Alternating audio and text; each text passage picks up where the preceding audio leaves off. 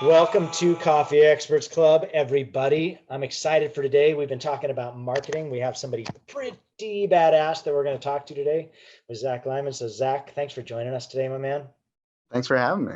Yeah, I was telling Zach a little bit before we started today, marketing really isn't Collab's jam. It's not something we've ever really dove into on purpose. We work with a lot of marketing firms, a lot of marketing folks, but it feels like unless that's your niche and your specialty, it's better just leaving that with the marketing folks, because otherwise I feel like you can really lead people astray and tell them old data, old tricks of the trade. I feel like you have to be pretty cutting edge to be in the middle of the marketing game. And so I'm excited to bring in the different guests we've been bringing in so far. Lindsay did awesome last week. We got to talk the week before that just about some promos and how we're treating holidays and how you're using that to grow sales. And especially as we cross over into New Year and we go into where coffee shops go to die in January, like how are you using promos to help grow sales and keep sales coming in that way? But Zach today has a little bit of a different stance, a little bit different take on marketing in general. And he uses some tools that I haven't seen a lot of coffee shops use. And so I was really excited to bring him into the game to talk about what he offers at Marketing Beaver and then some of the different things that he offers with texting and just some cool stuff. We met Zach, Drew and I up at Coffee Fest in Portland, just at Pacific Northwest in November, right? We're there first week in November. Feels like an eternity ago. Yeah, feels like a year ago. It does feel like a long time ago. And Zach was presenting. In fact, I don't know if I've got it pulled up, but Zach was one of the presenters. And Zach, this is what really led me to you in the first place. I do have it pulled up. Let me share.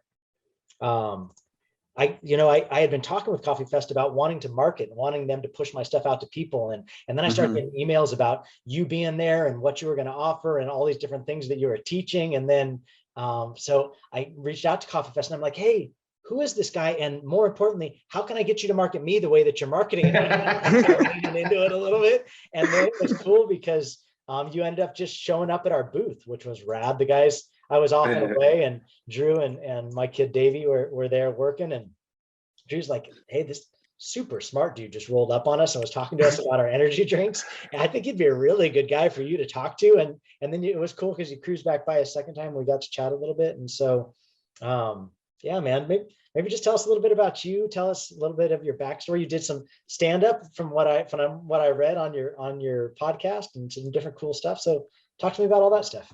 Yeah. So I love Coffee Fest. I love going to Coffee Fest. I've been going to Coffee Fest for the last, 5, 6 something years. I don't even remember how long ago it was now. And I've been speaking there for almost the same amount of time. And so, yeah, I've gotten to know them very well, and they're very nice to send out emails about me coming and kind of really talk me up. And now I used to just teach one class there. Now I teach 5 to 6. Oh, wow. So yeah, it's it can be a handful, and especially when it's a 2-day event. But yeah, it's I love Coffee Fest. I've been doing marketing for the last 10-ish years. I've been doing stand-up comedy for like 12 or 13 years. Okay, now bro, we got to pause though. We got to pause because you like, so how old are you? Because like we're talking about like when did you start doing stand-up? Because that's impressive to me. Yeah, I started stand-up at like 17, 18 years old. Yeah, dude, I love it. That's amazing. I'm 31 right now, so I'm entering my 30s. Wow. And yeah, stand-up's a good thing. And I've been lucky enough the last like 5-ish years I've been able to do a little, marketing and then comedy at night and traveling the country doing those things. And in the past I've done stand up at Coffee Fest for like the latte art throwdowns and stuff like that. So yeah, it's cool that like my passions kind of intertwine sometimes, but yeah, that's coffee and comedy are kind of the things in my world. That's the combo. I was telling Zach a little bit before we started, like we do a lot with coffee and online entrepreneurs, which is like, it feels like the two opposite ends of the spectrums, but it's cool when you can see like two things that you have passion about begin to hybrid and kind of to weave into each other. And I think that's been something that's what the Collab team has offered that's unique in the offering is it's not like we've siloed to just coffee. All we know is coffee. That's all we know. Because I feel like sometimes when you specialize in just one industry, it can become a little inbred. Like all the vendors are talking to all the vendors and everybody's only growing with their capacity to understand of what growth even looks like. Even trade shows can feel like that sometimes, where you roll up and you're like, I was next to this guy's booth last year, but I think the cool thing is when you can begin to interweave a couple of different industries, and you work with a couple of different industries too, right? Yeah, I work in a few different, I work with golf courses because that kind of comes about because my buddy that is part of Marketing Beaver, his kids golf all the time, so he's always at golf courses, and so he just started kind of like working and seeing like different automations we could offer and things we could offer for them. But then we stumbled into working with DPCs, which is direct primary care doctors, and they offer subscription based instead of insurance. Really, they're replacing your insurance with a subscription. And well, we know coffee subscription very well, and we stumbled into that because we were trying to get healthcare for us as a business. And we started working with one doctor, and now we're like integrating with other companies that do different parts of things for DPCs, like the payment processing or all the back end stuff they do. So we've kind of grown into these different categories. And then I work with some comics, and then we also have a comedy club that's our client, and so we do different automations for that comedy club and did their website and so on and so forth. But like, yeah, these little avenues that pop up through just like it's funny when you learn something and then you're like, oh, that could be applied in so many other ways. Or or like in comedy, it's like I've been in comedy for so long where it's like I know what a comedy club's website should look like and I know what they need. So yeah, that's awesome. I love that. I think it's really cool when you can have so many different fingers going so many different directions and so many different things, because it keeps a pulse on what's working other places. And then you look like such a genius bringing it into some place where they don't even know what you're talking about yet. And so it's like, well, and I've seen it work really well over here. And then especially when you get some early adopters where they want to be cutting edge, they want their stuff to be out there first. And I think there can be some really cool stuff around that. Yeah. So how'd you get into marketing from comedy? Like where did that lead? Yeah, so one thing that's like important to think about is like with stand up, I work 1 hour a day. That's it, And so I even tried doing the full-time comedian, just the comedian thing. I lasted 3 months before I was bored out of my mind because I was like sleeping all day. Like there's nothing else to do. Like I didn't need to do anything besides show up to the gig. And I got into marketing because I was watching my friends work with marketing companies and not getting anything out of it, and like putting money in on these avenues and trying things. And I was like, I feel like this is something I could learn. So I started learning and working with like very small businesses, just like random, my friends' businesses and stuff like that. And then it all kind of came back. I started working with a little bit larger companies. And then I was a barista, my first job ever. So I've been interested in coffee ever since I was like 17. So, as soon as I started working with a little bit of coffee shops, and then I started working with Dietrich Roasters, and I started doing their social media, and then over time took over their marketing department.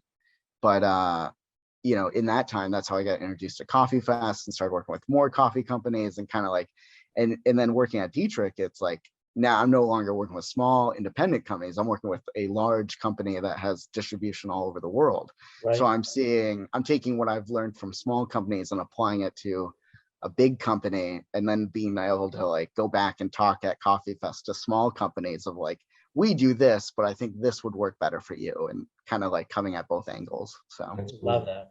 I think it's super cool, especially when it comes to like, so on this call, so who you're talking to, and I know you and I talked about it a little bit at the beginning, but so that everybody can hear me kind of frame this up, I've asked Zach to come to bring to us like, man, give us some magic when it comes to maybe somebody that has 1 or 2 or 3 locations, and then all the way up, maybe they're at 10 plus, but everything in between, on just some of the magic that he's seen work great and some suggestions that he'd like to bring to the table. And then Obviously, Ben, I've beat you to it again. If you have any questions, yeah, you're too slow, bro. You got to, when I start reaching for my keyboard, that's when it's, I drop the Slido link in the chat. That's where you can drop your questions for us. We'll try and leave some space towards the end for answering Q&A.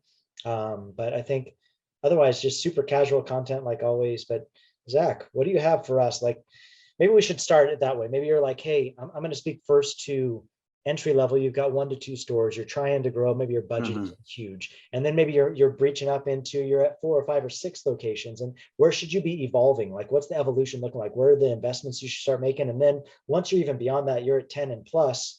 Like, what are there different concepts that should be employed, or would you say no, tried and true? So maybe if you could kick off down those directions. Yeah. There's some stuff that definitely applies to absolutely everyone that I see of all sizes. And yeah, when I sit down with someone and I've never worked with them in the past, this is our first, of course you want to know, like, what is success for you? Is it getting the coffee sales? Is it getting foot in the door? Is it, and then I can kind of help when they work with us, I guide them to like different directions of like seeing that success. But something that works for a lot of people is like, if you have 1 or 2 or 3, 5 locations, when's the last time you sent out an email? As simple as that. Like, let's start with like free, right? So it's like, how many emails are you sitting on? How many contacts? Have you cleaned out those emails? Is it a clean list? Right. And then when you have a list, is it people that have bought, people that haven't bought? How are you tracking these people? Do you have all your pixels installed? So it's like, let's build a foundation first, right? So let's make sure your Google Pixel, your Facebook Pixel, all that's installed. It's been tracking. And then do you have a contact form on your website? Like, where's all that feed into? And if it just feeds into if it just dumps into your email, that's no good. It needs to dump into something that actually collects that data so you can see your list as a whole. And then I always go, let's send an email. Before we do any of these build a campaigns or anything like that, get crazy, let's send out an email that's either refer a friend, like, hey, have you told a friend about us? Leave a Google review, like what are your thoughts on us? Or like, have you checked out our blends lately? And did you even know you could buy our bags of coffee on our website? Or did you know you can order online?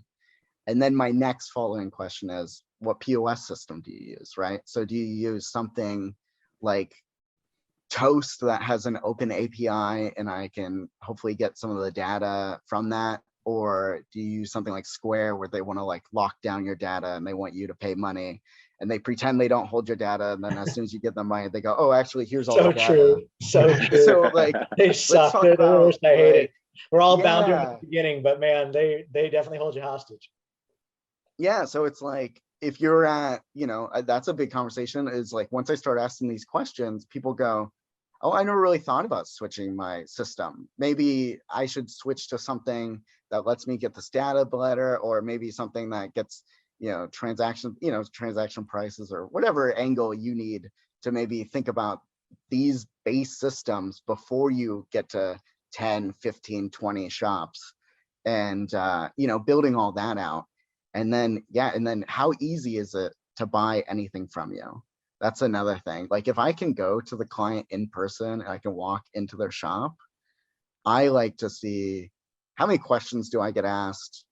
What's the process from beginning to end, ordering? And then the exact same thing on the website. Is it more than 3 clicks to order something on the website? How many clicks do I need before I can just purchase? Right. And I also ask, when's the last time you purchased something on your website? So these are just kind of things that I think of to get the process going so we can make it function the best, where we're going to add our campaigns. And then, the magic comes to solving those where you're not wearing so many hats. And I feel like that's why I talk a lot about at Coffee Fest. It's like, let's wear less hats. Right. I just got off a call right before this with a coffee wholesaler, right? So she roasts, she also sells green beans as an importer. So she has different sides of her business, but she's selling green beans. And the problem people have is like reordering, right? Because like sometimes you're busy and you're about to run out of beans. Like, you call her up and you try to get your order in, and then she gets the beans as soon as possible. You know what I mean? Like, there's this chaotic that can happen if you don't have a solid system. So we're building a QR code. So when she comes into your roastery, she brings her QR code, it's a magnet, they scan it, and then it sets up text message automation. And it goes, okay, company name, how many pounds do you need? You know, what blend? Great, got it. And then all she has to do is on the back end is type that all in and get the beans to them. And so that makes it easier for them to buy from you. And maybe you're a dollar or two more than this other person, but it's worth it because of the ease of use. So automation is huge. I always walk through all the processes on every side of the business, and then we talk automation of how to fix some of these so you're not wearing so many hats, or did you even know this was a bottleneck?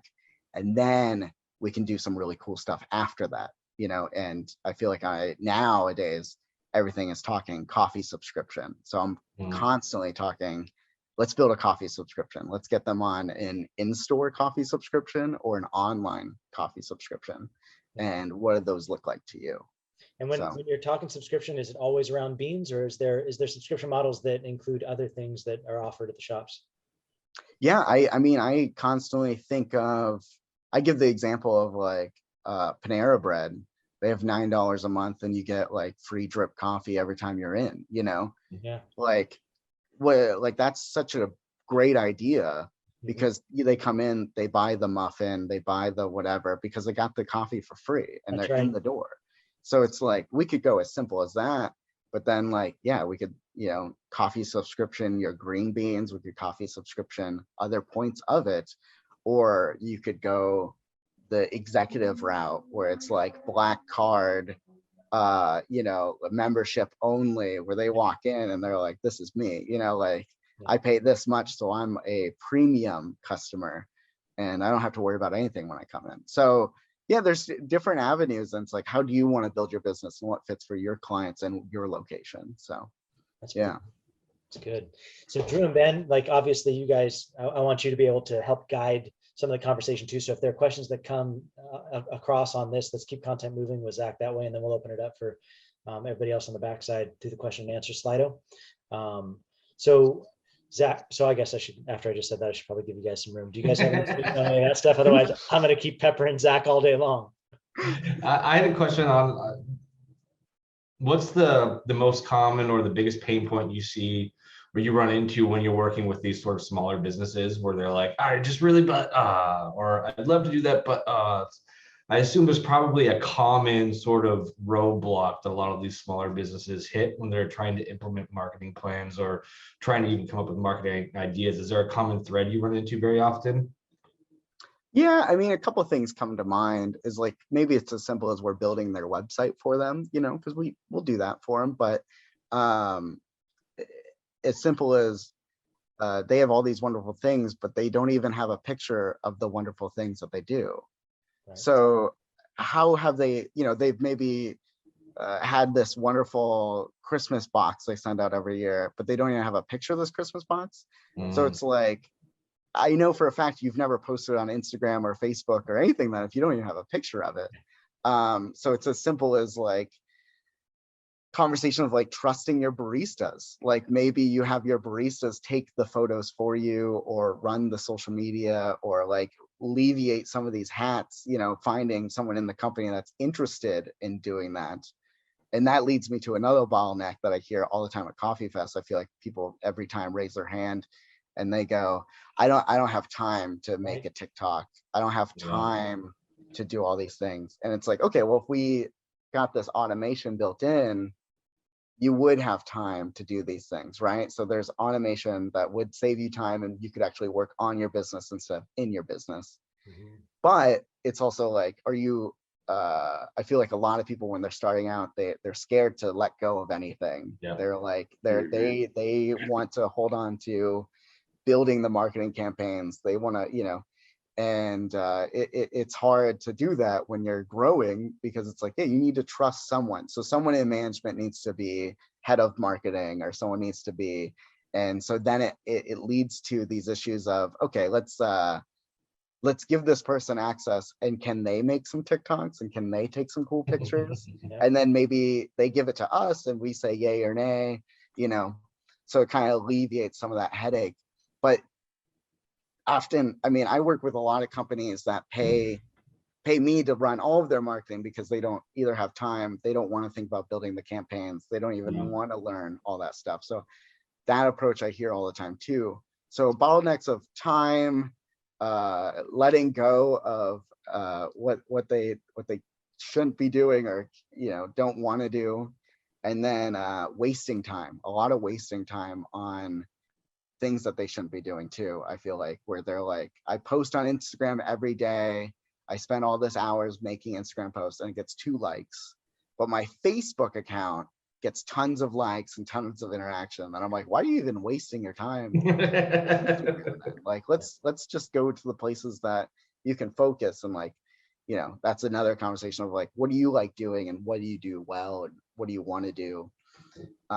So yeah, I see a lot of that.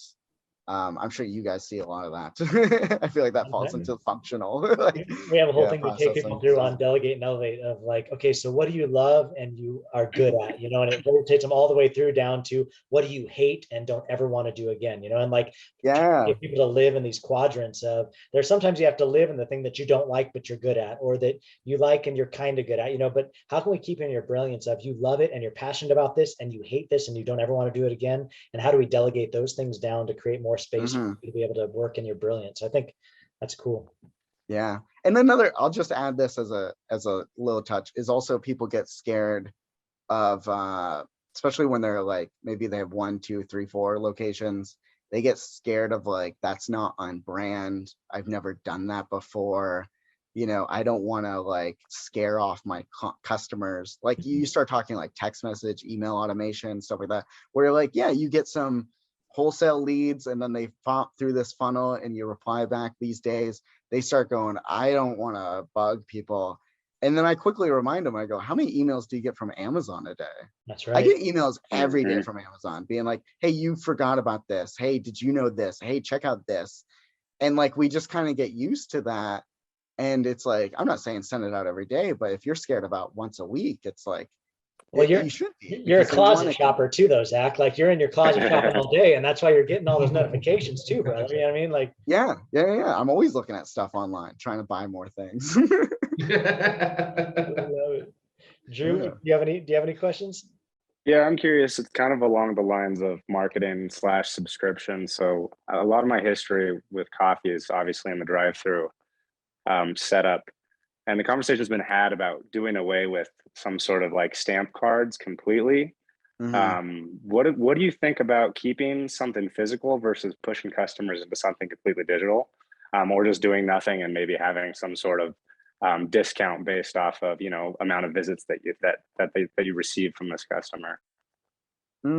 Yeah, like something like all these systems now offer some kind of virtual built into their POS system of loyalty, some kind of stamp card thing, which is fine. I think that's good. There's a shop here in Phoenix that I go to often, and I'm now making sure I'm getting all my stamps because on the 10th visit I do get a free drink and it's worth it to me.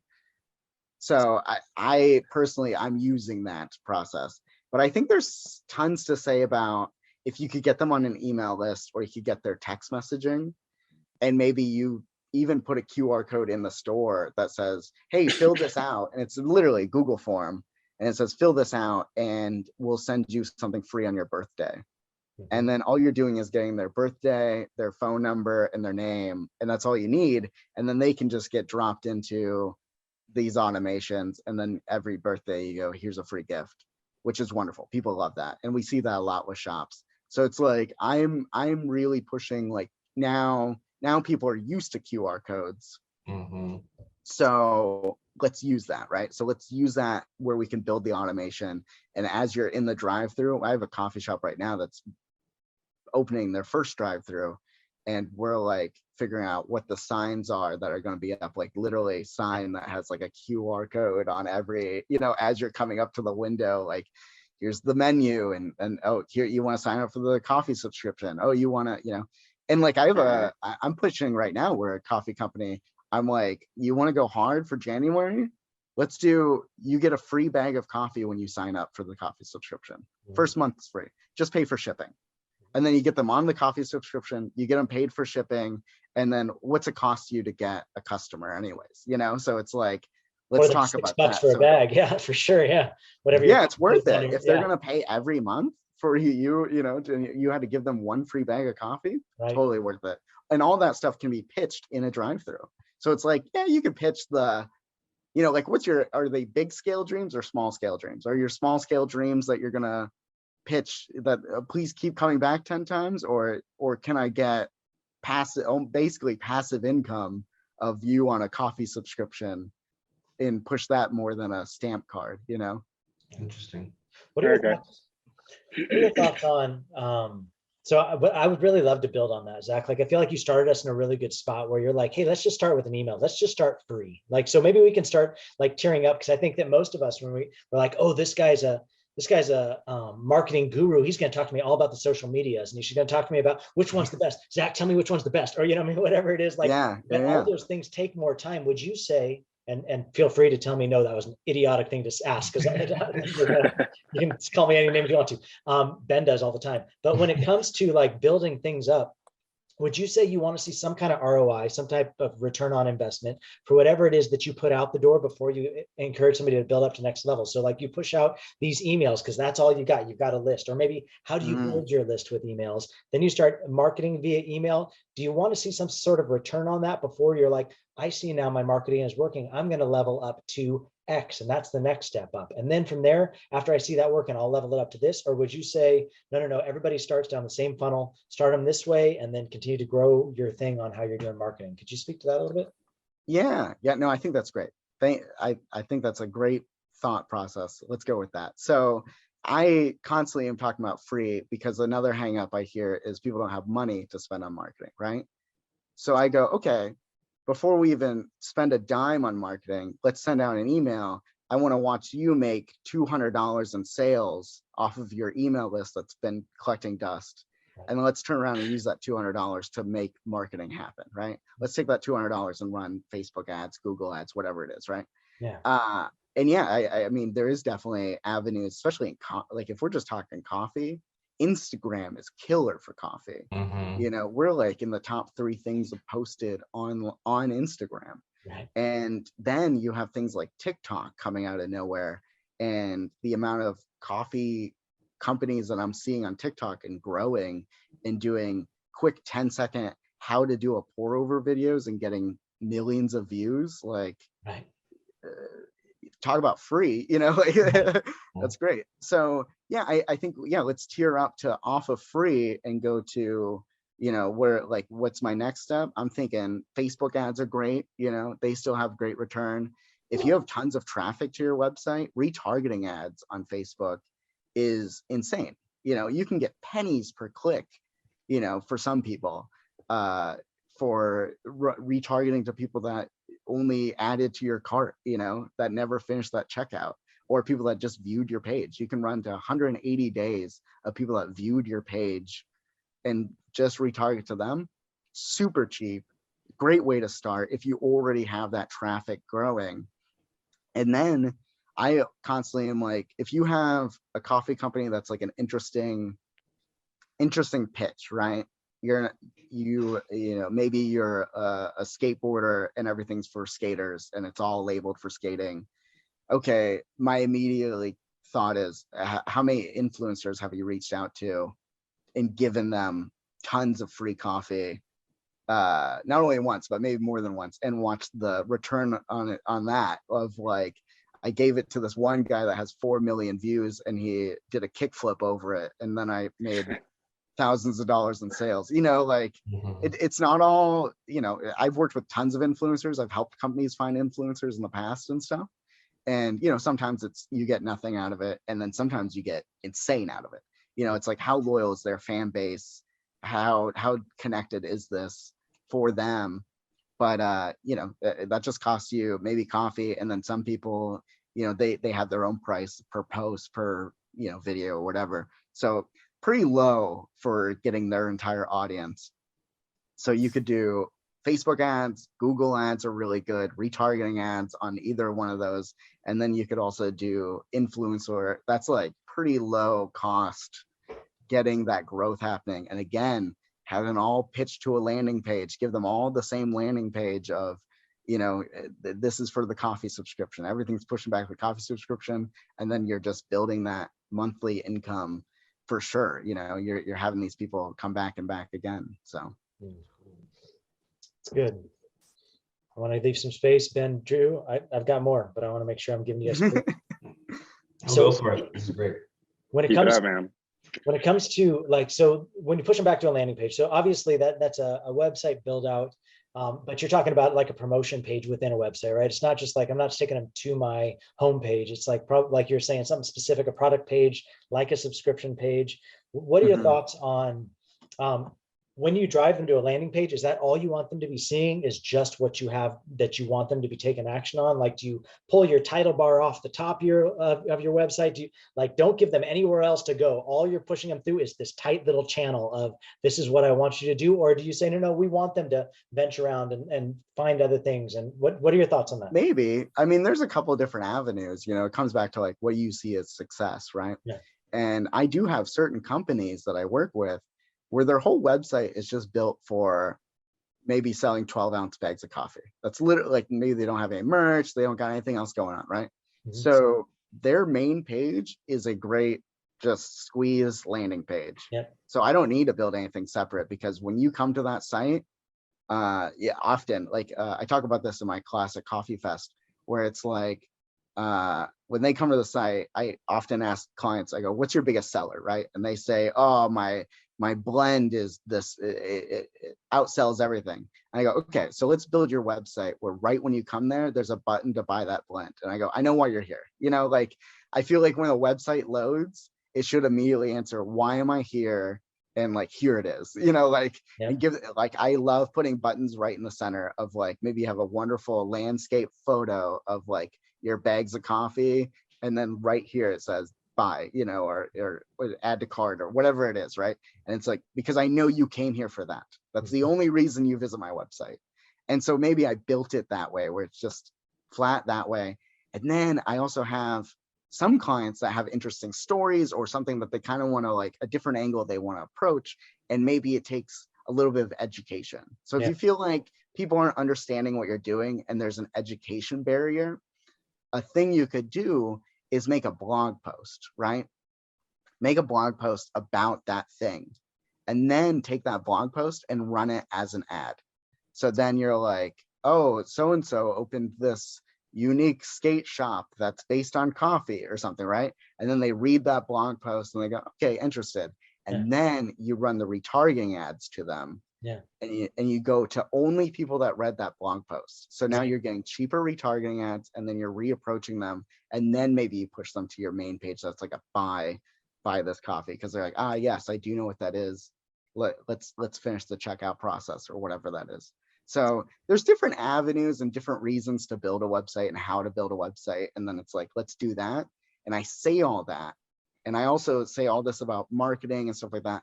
But like, you got to use your data, right? Because I can say this all day and I can say this is going to work for you.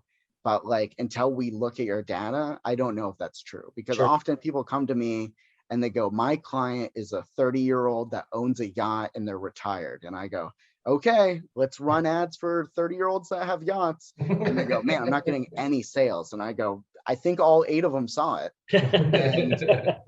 And then we look at your analytics and I realized that 55-year-old moms have been buying it all year.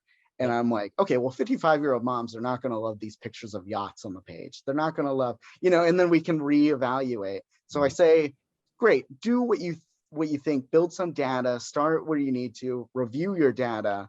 And then there's tons of apps out there. Like you can install Hotjar on your website, and Hotjar will show you where people hover and click and whatever. So maybe it's the problem of like your button's the wrong color. Maybe your button's gray and you're like, it looks like I'm not supposed to click it, or it's red and that means stop in America. So I'm not going to click on these things.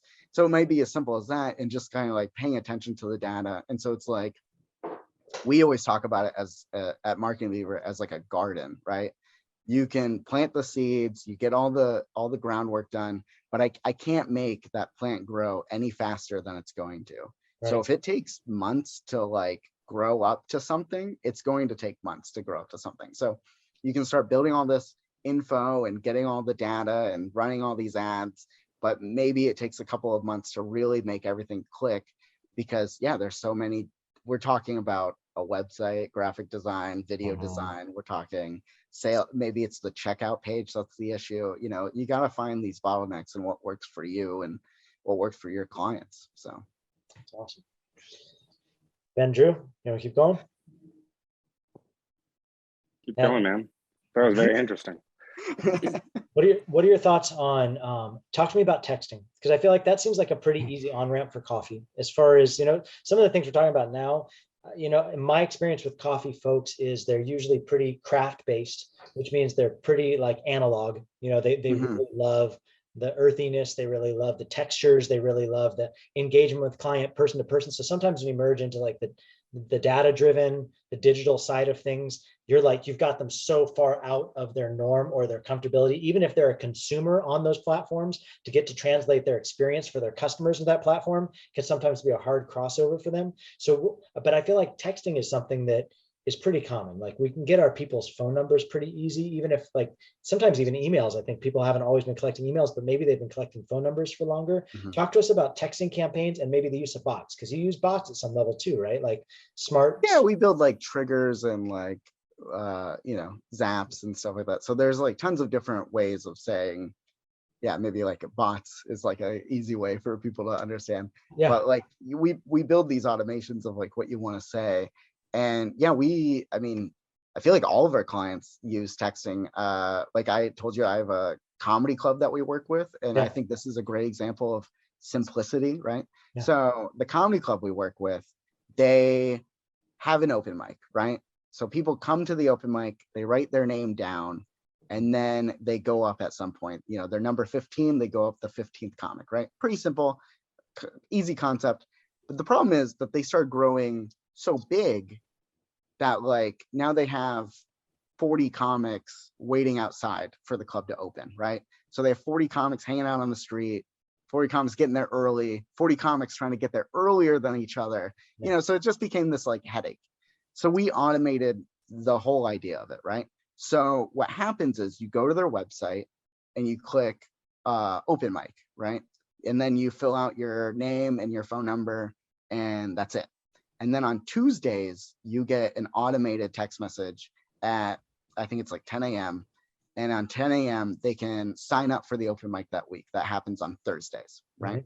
So then on Wednesday, the list comes out and it goes, hey, you're number 15th. See you on Thursday. So they're no longer standing outside. They can sign up more comics, and they can, when people come in, they're not dealing with comment, like talking to each comic and like understanding like where the list is or anything. They can just push drinks, right? Get sales, right? So now they used to have 30 to 40 people coming. Now they have over 100 people signing up. So they're having over 100 people sign up, and then they broke it into different hours. So it's like the 7 o'clock open mic, 8 o'clock open mic, 9 o'clock open mic, 10 o'clock open mic, right? And so you just come for your hour. And now they just have to focus on drink sales and getting everyone seated and having a full room for the comics to perform in. So like, how many hours did I just alleviate of of their time, their employees' time? You know, that's a simple, that didn't take us that long to build out, you know? So it's a simple automation that we built out, scheduled it out, kept, you know, tweaked a little bit, and then here we are. Now it's just, it functions and it's growing, and I can go back and I can check to see how their list is doing, and you know, things like that. So that's like a simple, but then I'm also working with coffee shops that are like, you know, sign up for my text messaging list instead of an email list. Because like the statistic is 91, you have like a 91% open rate or something like that with text messaging, versus like email. Now you don't even know, with all these new changes coming out and stuff like that, there's a lot of opening rates that's not even happening, that you don't know the percentage of. So yeah, getting people on there, and then also just having an open line of communication like we do with the golf courses, where the golf courses, you're out on hole 14, there's no service, you know, you don't have phone service. You can't open up the website and check out the food menu, Yeah. right? And stuff like that. So maybe your shop is somewhere that doesn't have great service, or maybe you don't have, you know, like internet service or something like that. They can pull up and they can text menu to this number, and then they get an automatic text of the menu, and then they could be like, great. And then they could be like, all right, I want a sub sandwich. And then it goes through and it gets sent over to the kitchen, and the kitchen makes their sub sandwich. So it's like, we're seeing as simple as that to the one that I love the most is, I give the example all the time, is what's your slow day? Is your slow day a Tuesday? Great. On Tuesdays, we're going to send out here and there, not every Tuesday, here and there, we're going to send out $1 cold brew. Come in, get $1 cold brew. And you're watching literally this text messaging list that you've been growing literally come in your door. Mhm. And there's a bakery by me that used to do this on Mondays. At 3 p.m. I would get a text message that says everything's half off, because they're a bakery. They're gonna have to throw it all away when they close at 4 or 5, right? And it gets me all the time. I go there all the time and I get that half off. I've gained And 25 pounds from that Monday message. yeah. I mean, you know, I'm like, I live so close to it where I'm like, I could walk there, you know, like, so it's as simple as like, maybe it's a one-off text that you send and that gets you some people in the door. Maybe it's automated. But yeah, I mean, people's open rate, and also having it as a line of communication where it's like, maybe you tell people not to message you on Facebook, not to message you on Instagram, not to message you all these other avenues. And you're like, if you need something, text this number, you know, because then you could have them open line dialogue. They can get right back to you and have this communication happen. So maybe that's how you want to do it. Or another good example that we all deal with is coffee shops. You know, if it's just me, it's just a small team running a coffee shop, and I'm closed, I have to close on Monday because of an emergency, or maybe the water broke or something like that, you know, like how nice would it be to be able to text people instead of posting on Instagram and hoping everyone checks Instagram? If you could just text everyone and be like, hey, sorry, family emergency, we're going to be closed on Monday. Wow, how many phone calls did I just alleviate, and how many angry customers pounding on the door, you know, all that stuff did I just get rid of? So it's like, this is such an easy way to kind of tip into marketing, and it's, you know, it's just better communication with your customers. So that's good. No, that's good. The thought of marketing, that is all it is just better communication, right? Like all you're doing is getting to their yes faster because you gave them the easiest question to answer fastest, right? Yeah, 1000%.